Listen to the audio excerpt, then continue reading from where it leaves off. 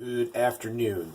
So I wanted to make this video for you guys. I wanted to test out this theory, see what you think.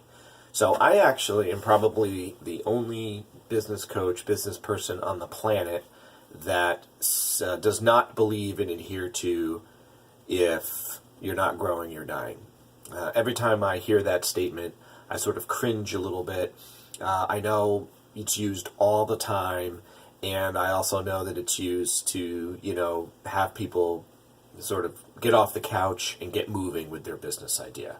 That concept of if you're not growing, if you're not learning, if you're not moving, you're dying. Well, here's my opposing view. What about perfect, complete stasis? That's right. What if you were right in the zone?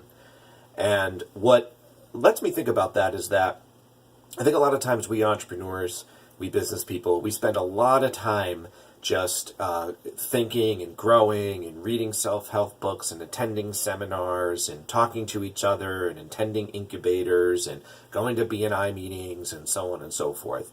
And we're always, I think if the focus is always on learning and educating and growing, I've noticed two things occurs.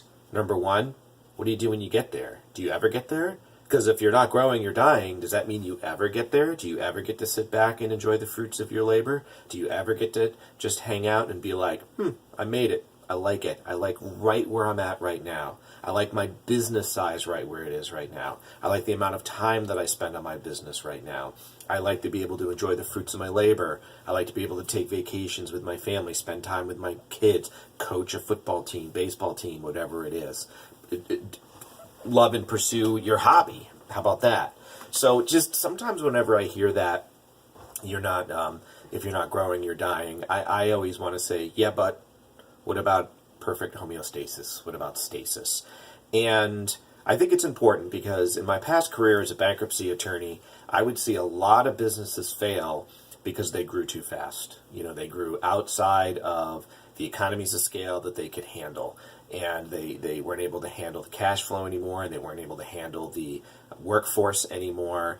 And I just always wondered if it's that drive to have to do better next year, do better next year, do better next year. I ask you, do you? Who says? Who says we have to do better next year? If anything, maybe sometimes doing a little worse can be helpful, okay? Now, that's not the purpose of this video of looking at our failures, but I really just want to and ask all of you to really think about that thought and challenge it inside your own life, and just see what you think. Okay, I do believe there is a time and there is a place, and it's appropriate to enjoy right where you're at. All right, thanks for listening.